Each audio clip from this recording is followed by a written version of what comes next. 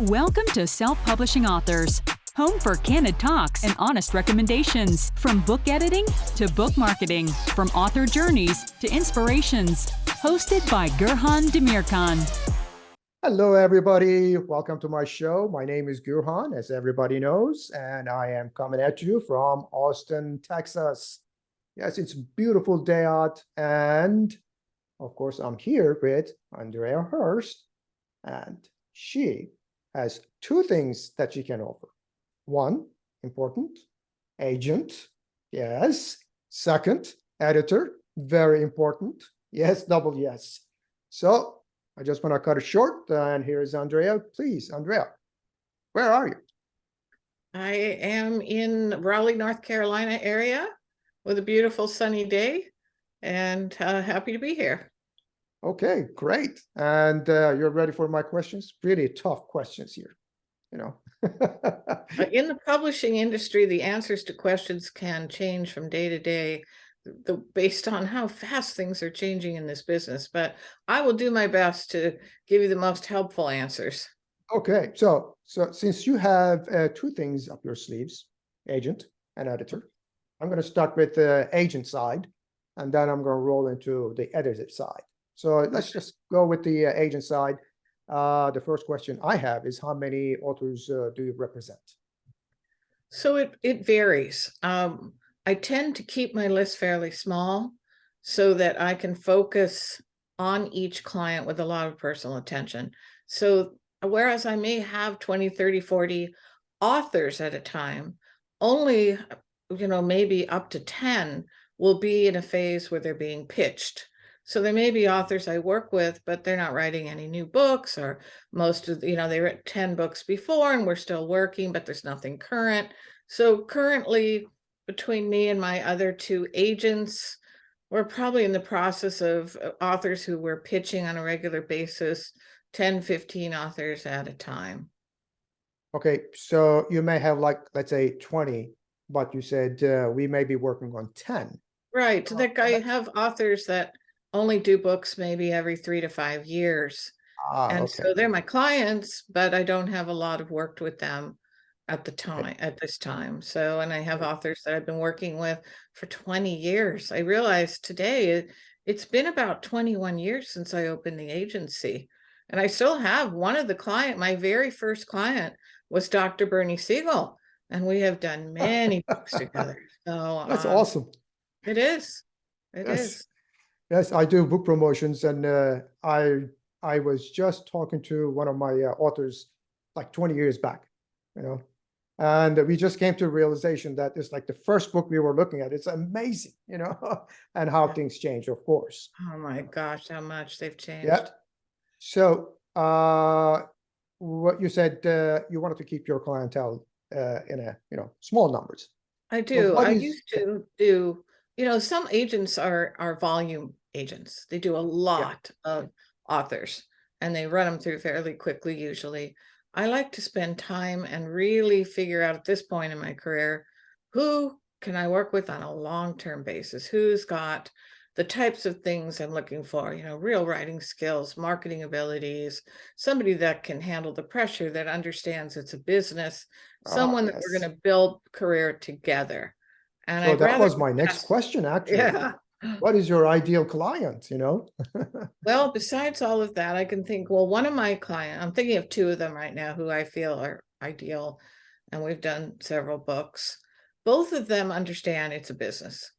And even though craft is so important, and they both understand that, they're readers.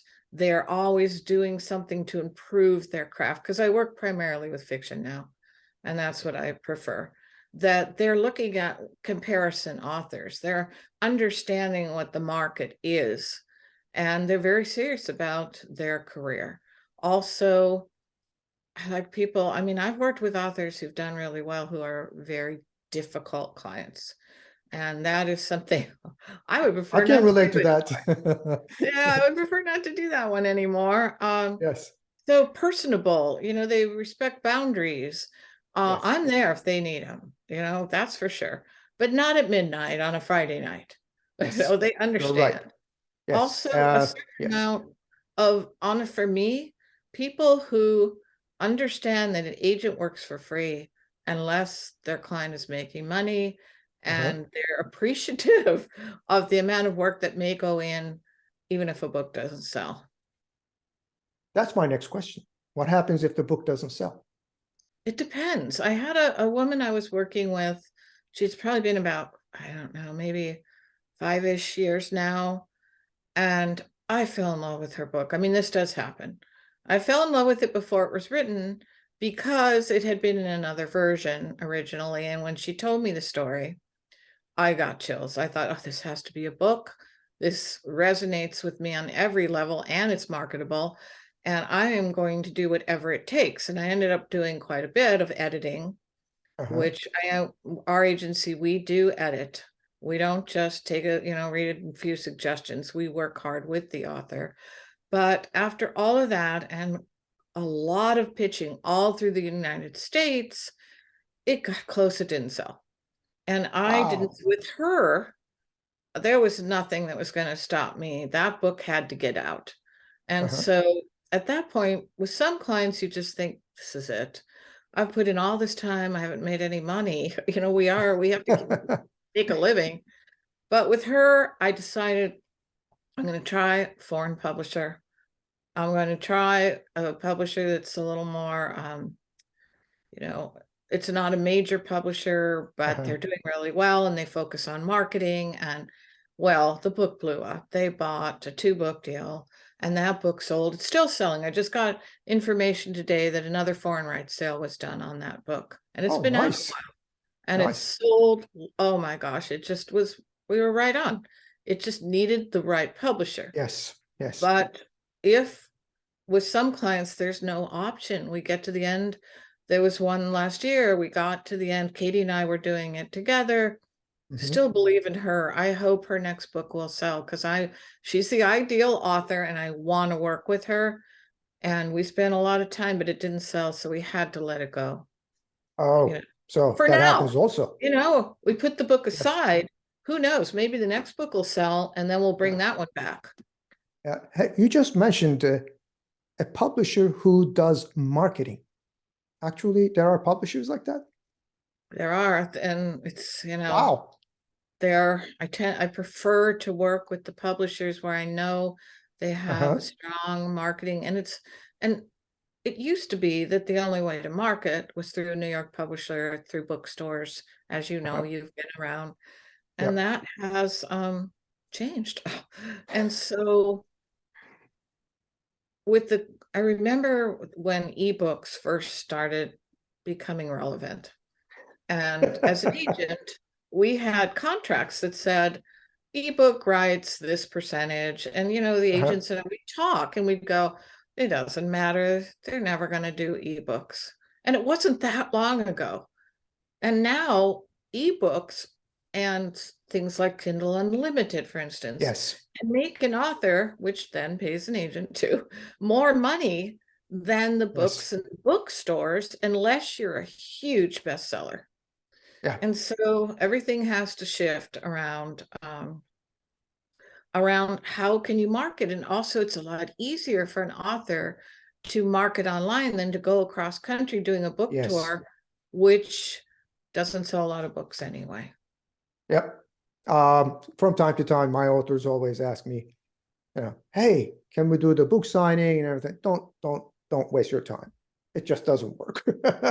If you want to do it, just do it locally. Just go to the local place. Do it locally. Or if you have some big like if you have a relative or a contact in a major city, particularly if they own a bookstore, go. So all these authors, they come to you. What is your submission process? Well, one more question I am going to attach to this. Sure. Is your submission process same as the rest of the agents? Primarily, it depends. Some agents have forms on their website and you have to fill out. I noticed that. I don't like forms myself. I don't like having to do them to get to people, and I don't use them. So, but I will say one of the things that will almost guarantee a rejection is if you find my name, on some site that, and there's a lot of sites that help you get agents, Sure. but you don't go to my website and you don't follow directions and you pitch to an agent that hasn't been with me for 10 years, I'm much more likely to hit delete. And that is, I just don't understand why authors don't go to the website. It's so simple. And then it tells you, this is how to query. Here's the email. This is what to send. This is who's open. This is what we're looking for. And I would say 50% of them don't get that far to even do that. So 50%. Oh, it's high. I get every Wow. week, I get submissions to agents that haven't worked with me for a very long time. Oh, wow. Yeah, they're Wow. seeing them on things. I don't know which sites or what. Okay. And then, or they're pitching genres we don't do anymore. Or they don't, they'll paste the manuscript or something into the, just follow directions. If you can follow directions, you've got a foot in the door. Oh, so that is actually your process. Go to the My website, process read is the process. go to the website. It's all there. Follow directions. Yeah. Okay, so let's say the author came to your website, read all the things and follow the directions. You have an email and you like it, right? So what questions do you usually ask the author? What do you want to know about him? So it'll start with a query letter. And in the query, I want to know what genre the book is, how long the book is. I want like a lead line in a small story. What is the content? I want to know comparable authors. Where does it fit? Where can I quickly in my mind think, could I sell this? And then any pertinent information about them as a writer. That's all I need in the query. If that is all there, I'll request anywhere from the first 50 to a full manuscript. Well, So what if the author has like maybe 15 books? only one book at a time should be Just one. pitched. Yeah. Okay. Yeah. Okay. One book at a time. Don't confuse everything. Just pick the one you think's the best fit and pitch it. Okay. So if you like that one book, would you go through his books and say, hey, this one is okay, this one is okay? Or what's your process again? Well, okay. So let's say it's a novelist Uh-huh. and they're writing, pick a genre. Because this is not an easy answer. What genre are they writing? Let's just say sci-fi, military. Okay, so military sci-fi, right away I perk up because I have a wonderful client, Mark Edelheit, who does military sci-fi and does extremely well. And he's fantastic to work with. His route to publishing was very different than I do now, but it's working and we stay with that. So military sci-fi, I know the genre. I know where to go with it. It's somewhat, there's only a few spots I would pitch, but I also know the quality I'm looking for. I know what I'm looking for. So let's say they have a 4-book series. Are you talking about a series or all standalones? It doesn't matter. Oh, well, he just came to you with a series. Let's say that. Okay. First of all, please tell me it's not already self-published or published at a small press. See, that's important. Okay. It is, because if it's already out there at this point in publishing, depending how long it's been out and how well it's done, it may just kill anything I can do. Okay. Okay. Okay.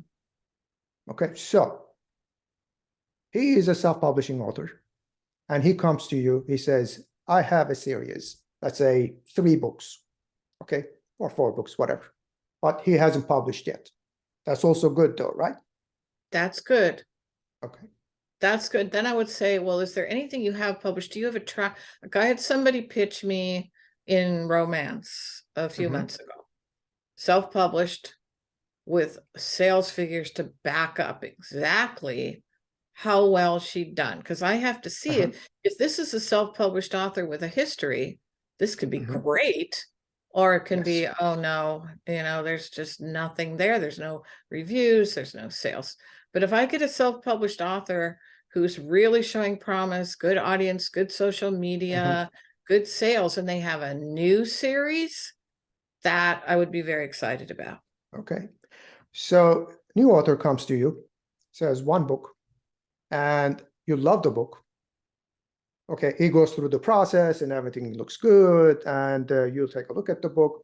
The word out there is agents usually look at their social media as to how many followers they have, and et cetera, et cetera. Do you do that, or is it something like industry standards? What happens with that? Okay, a genre again. Let's say, could throw another genre at me besides military. Besides military, let's say again, let's go with the romance. Romance? Yes. You know, that's a hard question because I always would like the author to have more things that I can say, oh, look at this, look at that. They won awards, they have, but ultimately it's the story. If I can, I have seen several authors with no social media to speak of that have incredible stories with great hooks, and that's gonna hold pretty well in most areas now. Okay. But if they can also have other things, even, you know, a degree in writing, and which it doesn't matter, you don't need a degree, but other things that I can say, well, look, this book is good, but this author is also, you know, she used to work in marketing for Apple, you know, something. She knows how to do this. She knows the business. Yeah, that can add to the package is good. But a good story, I'm always looking, we are always looking for a story we fall in love with, and it's hard to find. Oh, it's hard to find. Wow. All those books out there, it's hard to find. Well, it has to be a good story we think we could sell. Yes. And you are a writer yourself, right? I am, yes. Yes. What genre? But I self-publish. I self-publish my fiction, but I've been published in nonfiction traditionally. Oh, traditionally, nonfiction. Okay. So what, how to write books or something like that? I started in nonfiction, both as an agent and a writer. My first published book was a cookbook back quite a while ago. Okay. A natural foods cookbook. And then I wrote a Lazy Dog's Guide to Enlightenment gift dog book that was published. Nice. And then I co-wrote a few books with Dr. Bernie Siegel that were self-help, personal growth, spirituality, that kind of thing. Awesome. I know there's others and they're not coming to mind, but my original agency was all nonfiction, and we did all, and I still look at some, but it's become so platform driven with nonfiction. I had to stop with cookbooks. I loved working with chefs and cookbooks, but it's very expensive to produce. And there's so much online now, you can go on anybody's blog and get a recipe. So unless I can sign somebody with an amazing twist on something, or they've been on, you know, Food Network, cookbooks are not what they used to be. So this is part of being an agent. You have to go where the flow is. Yeah. Well, we have to eat, right? Yeah. Yes. Okay. I'm going to read my next question. I wrote this. I have to ask this question. Good. So you are an editor and have a team of editors. But I also saw a note on your website that you don't offer literary representation for the authors that you work with. So you're editing a book and you're an agent, and this author comes to you, he says, okay, edit my book, but you're turning around and saying that, hey, I can't represent you. Is that what I'm understanding? Okay, that is right, because let me just give you a scenario. Okay.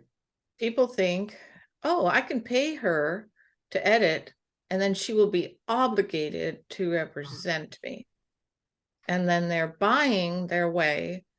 And if you can imagine a worse conflict of interest as a literary agent, that is a bad one. Number one. Number two, I really pride myself on being a very ethical and fair agent. And I don't want to cross any lines that would ruin my reputation.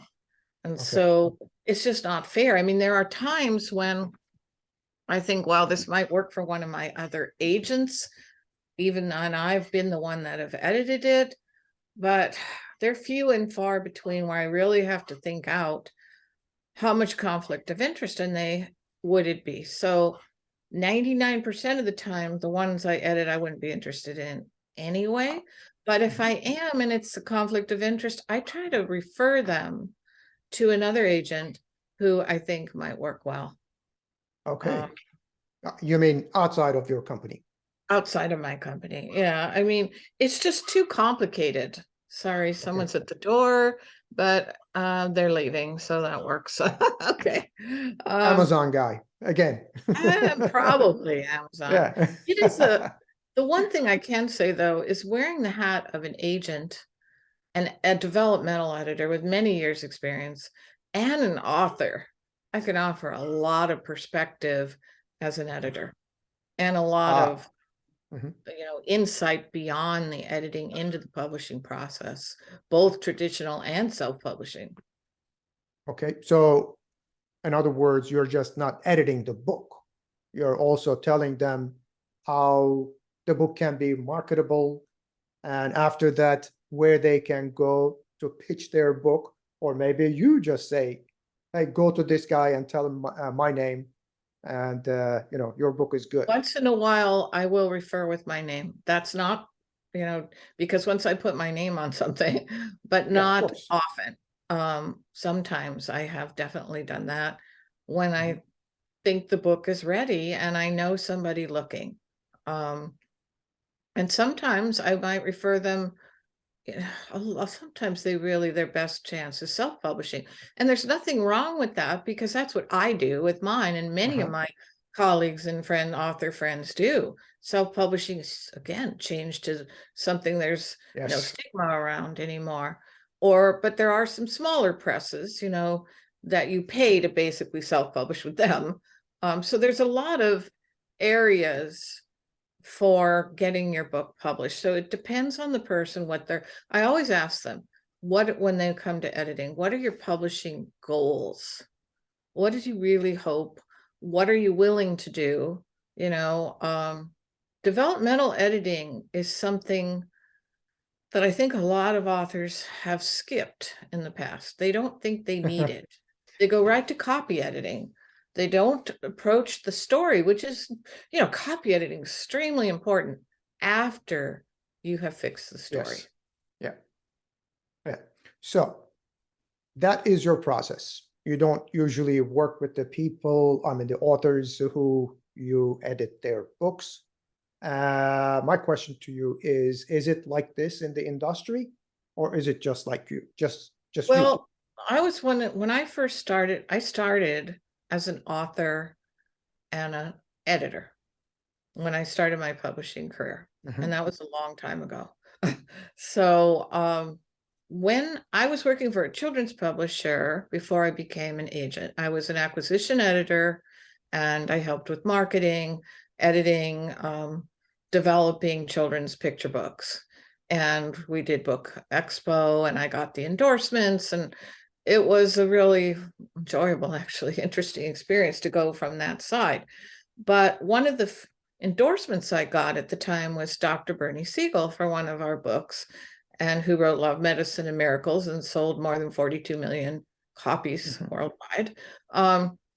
But I wasn't his agent then. But he said, I've always wanted to do a children's book, and my agent is retiring, doesn't do children. And I had been thinking of starting a literary agency.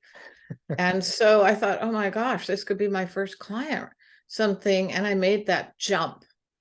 Okay, but at the time when I made the jump, I still had an editorial side business, but you were not allowed to do that. I immediately was told, if you put that on your website, we're not going to invite you to conferences. You're going to go on some of these sites. Oh yeah, back then, some of the sites like Author Beware and whatever some of those are would say, don't go to this agent because they're not legitimate, because they also offer editing. So AAR would not, if you were a member of AAR, which is what it was called back then, you were not allowed to take money for anything and call yourself an agent. So I had to pull back from the editing, but slowly I started thinking, this is ridiculous that we can't offer. And as it became more and more acceptable, I brought forward the editorial services again. And I have noticed now, particularly lately, the agents I know, many of them, not all of them, but many of them also have an editorial side. Whether they transfer their editing clients to their agency, I don't know, but I would imagine that 90% at least of the ones that come for editing are not at the level to offer. Yeah. So I don't know. I just know I'm real clear with it. I don't ever want somebody to think they can buy their way into representation. Yes. Unless they want to, $1 million, might color that, but That's a good number. yeah, I'll take that. But I still can't guarantee I could sell it. There is no guarantee ever that you can sell a book. It's just, unfortunately, yes, you're right. And I have authors coming to me and says, okay, you're going to do this, you're going to do this. How many books are we going to sell? Okay. My question to them is, okay, so you give all that money to Google, advertise anything that you want. And do you ask Google, okay, how many of whatever you're going to sell? No, because there are no guarantees. What do I know? It really is. I used to say, I wish I had a crystal ball, because there is no other way to determine these things. And although I still feel exactly the same, the longer I still get confused. Like, why is this book selling? Although sometimes, like, I remember, what was it that when Twilight came out, everyone was talking about Twilight, and all the agent panels were, why did this book do? And And so I read it, and oh my gosh, the first book wasn't written very well, but I could tell you, after analyzing it, to see what were the components of it that did bring it out of the slush pile and appeal to people. Now, why hers over someone else's who could have been almost exactly the same? Right, the right person read it at the right time. It hit. I mean, it is a roulette wheel in some ways. Yes, yes. I get through all those things also. People just come to me and says, okay, see this author? He wrote only one book and just hit the ceiling, all #1 and everything else. And I always go, who's the publisher? Of course, one of the big boys. And my second question is, okay, is he a well-known businessman or one of those pastors and whatever? Either one of them. He's got this huge following. Of course, he's going to hit #1, Right. And that's where you can kind of guarantee if you have a lot of it depends on the author too, and how much, again, they're willing. And some authors don't want to market at all. And at a certain level of success, you can kind of stop a lot of the marketing. But even some of these big authors you see, they're out there. I have one author that does a lot of Amazon ads on his self-published series. He also has traditional through me. And they feed off each other in an incredible way. But he spent a lot of time and money learning how to do Amazon ads and figuring it out and testing it. And he's smart and capable with these ads. So it's paying off for him. But other authors may say, oh, I tried Amazon ads and I didn't make any. So why, Go talk to Gurhan. Okay, so that was the agent side. I'm going to roll into your editing side. Okay. A few questions. Okay. So there are quite a few editors out there. And more every day. Every day. I was going to say so many of them coming along. And my question to you is, what sets you apart, and why would an author come to you and disregard the other ones? A good question. Of course, when I put the business hat on, I always think about that. And I think really what I mentioned before is I approach it from 3 directions. So not only have I been a developmental editor for many years, and I have worked with both published and unpublished authors. So right now, a lot of my clientele comes through agent referrals and publishers who have already signed the author, but the book needs work. Okay. So I would say another half or less are referrals either through the website or they met me or something. They heard me speak, blah, blah, blah. And a lot of those are really beginners who don't, I look at it and I think, oh my gosh, this is probably not going to sell, but what can I teach them? What is the most I can do? And I believe with the developmental edit, I, as an author, see, I know the author side too. So I feel like I have the ability to talk to them in a way that will inspire them rather than discourage them. I know what I don't like coming back to me. And I learned that with my first self-published book. The editor said to me at our meeting, in the first chapter, I hated your protagonist so much, I wanted to throw the book across the room. And I went home and I cried and I almost threw the book away. And now that book yesterday hit 3,000 reviews on Amazon. So that was a good Wow. lesson. That was a really good Yes. lesson. But also, I prefer as a developmental editor to do a lot of the editing in the manuscript, in track changes, because to get I do a long editorial report too. But when you can see right where it belongs, right here it's slow, this particular area is not, but when you can see it on the page as well as have it reviewed in a report as an author, oh my gosh, that's a gift. So I think Nice. that's really important. Then also I have the agent hat, so I can think, Yeah. oh, this is marketable. This is what needs to happen. I had a women's suspense thriller come in, and I know that market really well, both because I enjoy reading and watching it and all of that, but I've edited a lot of it. So I can tell them pacing. I can tell them things that I know the publishers are looking for that's missing. So I think it's a pretty valuable service Of course. altogether. I'm also, I think too, I'm very encouraging and I want them to succeed. So I will do what I need to do to help them to the best of their level. And Okay. that's, I So, figure that'll draw people, right? yeah. Well, if what you're saying is you're working with the author, basically. You Yeah. already know if this book is going to sell, and if it sells, how it's going to sell, what needs to be done, developmental. And as an author, you're looking at it from another direction. All good. So, author comes to you. He says, "This is the only book I have. I have no intentions of writing another one. I would like you to edit it and let me know if I can sell this book." What do you do? Well, that does happen. I mean, I'm just thinking of somebody that we worked on that last year. And he's a businessman who was his first novel. Intriguing premise, really intriguing premise, which is good. And I said, how much? Basically, when I talked to him first, just to get a feel, how much do you want to work on this? How much do you want to learn? How much are you willing to do? So most of my developmental edit clients are one round. It's an intensive round with a lot of edits and a report.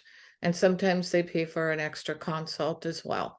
But with him, he decided to go for multiple rounds because he's determined to, okay, I want you to look at this. Is this right now? Is this right now? And he said he felt like he had a master's in writing by the end of all of it. He learned so much and now I hear he's writing another book.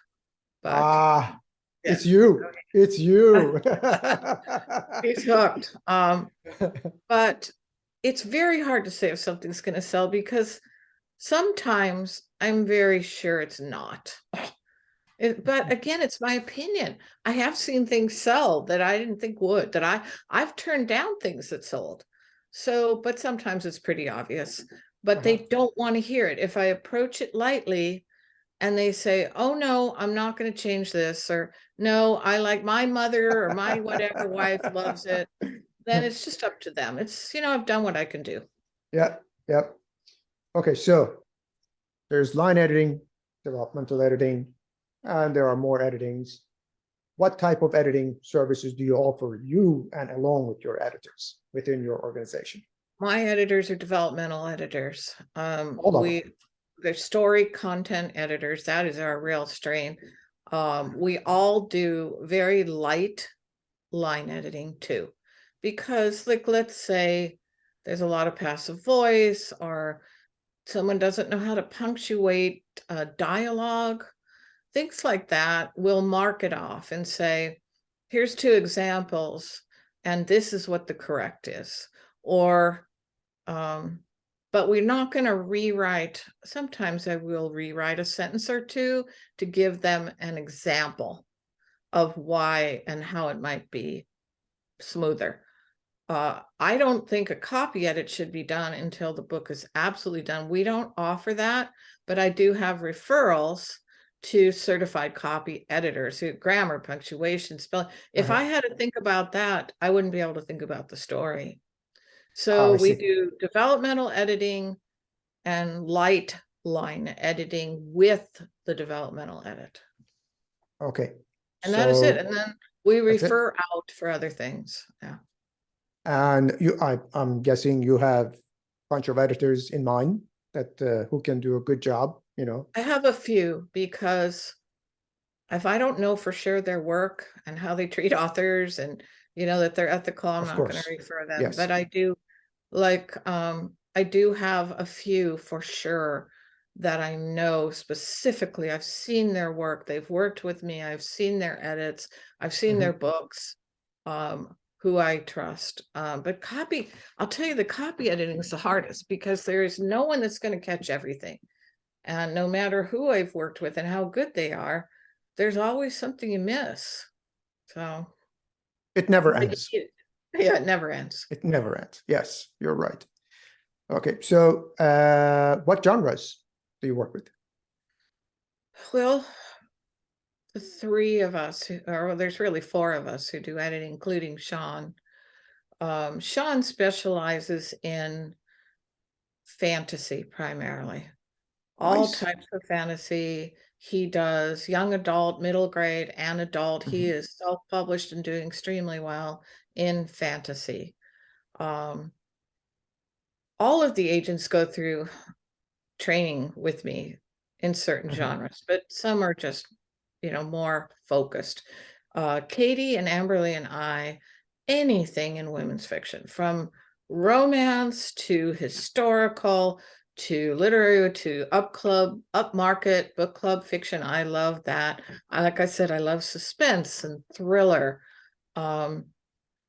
Just about anything in the romance area. I love World War II. I love historical books, anything in that era. Oh, okay. Katie also likes historical. And let me think, what else? How can I do work with some pretty big sci-fi clients with editing, and one of them does space opera, and I love his books. And so I've been working with him for 10 years, but he's an exceptional, very successful writer. So if at that level, I love to work with that. But if I get a 200,000 word person with a sci-fi book that doesn't know how to write, I really don't want to go there. It'll take too much time. So women's fiction of all types, some sci-fi, definitely. There's a lot of fantasy interest here. I'm trying to think what other genres are there. I used to do dystopian. I don't see as much as that anymore. I worked with a big author and self-published, and some traditional he's done with dystopian. What am I missing? What other genres? I think that should keep you quite busy in these days. Yes. Yes, it does. Well, yes, I think I'm trying to think what I'm working on right now, and it's kind of all over the place. So, but like I said, obviously you're not working with nonfiction, right? Well, on the editing side. I do work with nonfiction, but it's You such do? a different area.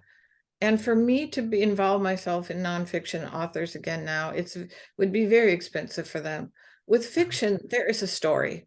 There's a beginning, a middle, and an end. With nonfiction, there's so much left brain work. A professional came to me recently who needed his whole book proposal written, his table of contents, his chapters edited, a query letter. This is going to take me a long time. And that's what I used to specialize in. I know how to do it, but it's financially not worth it to me unless they could invest quite a bit. Yes, yes. Oh, well.